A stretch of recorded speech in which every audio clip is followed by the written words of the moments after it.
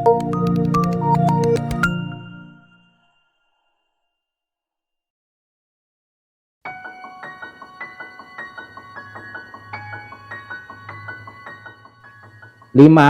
kondisi yang terjadi pada manusia yang normal ya ketika kita menghadapi sebuah kesulitan, dan pandemik ini adalah kesulitan. Jadi kalau ada orang yang tidak merasakan ini sama sekali, bisa jadi dia menganggap pandemik ini bukan menjadi masalah, atau bisa jadi dia sendiri masalahnya gitu karena dia nggak ngerasain apa-apa.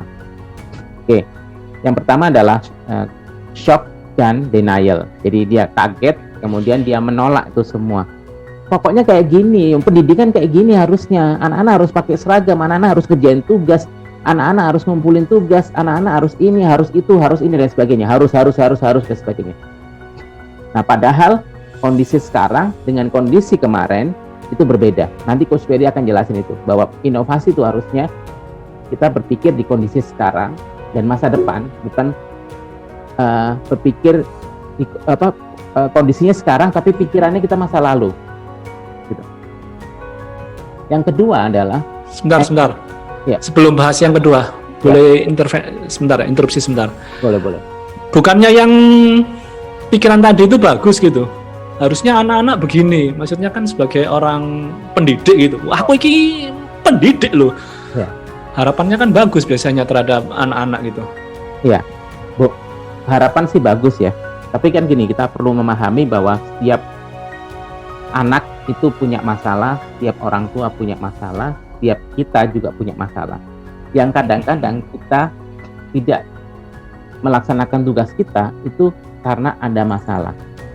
Nah, yang banyak dipikirkan selama ini, yang tidak dipikirkan maksud saya adalah berpikir apa sih yang menyebabkan kemudian mereka menunda pekerjaannya, malas mengerjakan pekerjaannya, tertunda, terhambat dan sebagainya. Tapi yang kita pikirkan adalah gini, Rio, ini sudah tanggal 15, kamu harusnya ngumpulin tugas. Besok ibu tunggu ya. Besok pagi ditagih lagi, Rio ini sudah tanggal 16, ibu tunggu ya. Tanpa kemudian kasih nasihat tuh, Coach Rio, kamu harusnya lebih semangat lagi, kayak gini dan sebagainya. Kita itu melakukan itu gitu di murid-murid kita.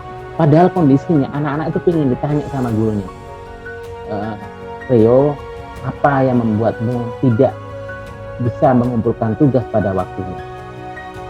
Bisa jadi kemudian Rio akan berkata, aku lagi males Bu, bosen banget, aku kepengen ketemu teman-temanku. Maka seorang guru yang inovatif adalah dia tidak menjawab, iya ibu juga, tapi besok kumpulin ya tugasnya, nggak kayak gitu. Tapi kalau guru yang inovatif adalah, oh itu yang membuat kamu kesulitan ya. Apa yang bisa ibu bantu bukan untuk menyelesaikan tugasnya, tapi menghilangkan kegalauannya sebelum masuk ke tugas. Nah, ini inovatif Mas Coach Rio. Kenapa? Karena yang diselesaikan adalah kebutuhannya anak itu, bukan keinginannya guru agar tugasnya kumpul. Gitu. Nah,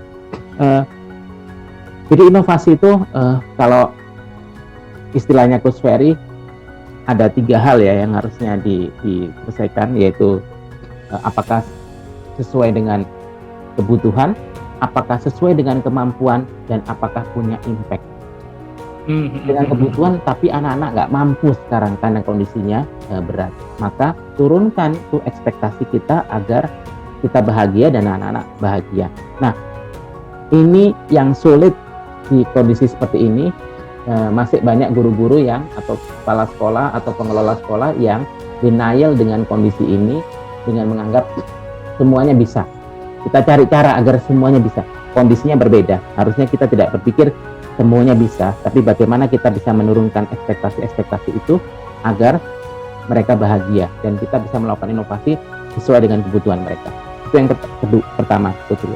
Yang kedua adalah anger, marah. Kita akan marah ke sini ke situ, marah-marah dan sebagainya. Setelah marah, depresi. Putus asa ya? Iya, depresi. Ya, lemes, nggak bergairah, ya kan? Susah makan, susah tidur, cemas, nggak pengen diganggu, merasa kalah, merasa nggak berharga dan sebagainya.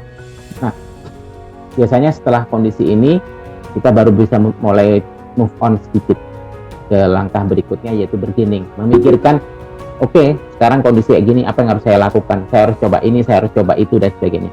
Nah, di tahap kelima ada yang namanya acceptance atau menerima keadaan. Oke, ini pandemik akan lama, kondisinya berbeda, anak-anak kondisinya berbeda, maka saya harus cari cara agar mereka tidak merasa seperti ini, dan sebagainya. Nah, di kondisi itulah kita bisa melakukan inovasi dengan tepat buat anak-anak dan buat diri kita sendiri. Selama kondisi belum di situ, maka selama itu pula kita masih akan merasa denial dengan merasa tidak bisa untuk melakukan inovasi, karena kita akan terjebak di kondisi-kondisi yang seharusnya. Jadi kalau istilah istri saya itu tyranny of thought, harusnya. Kalau orang acceptance bukan harusnya.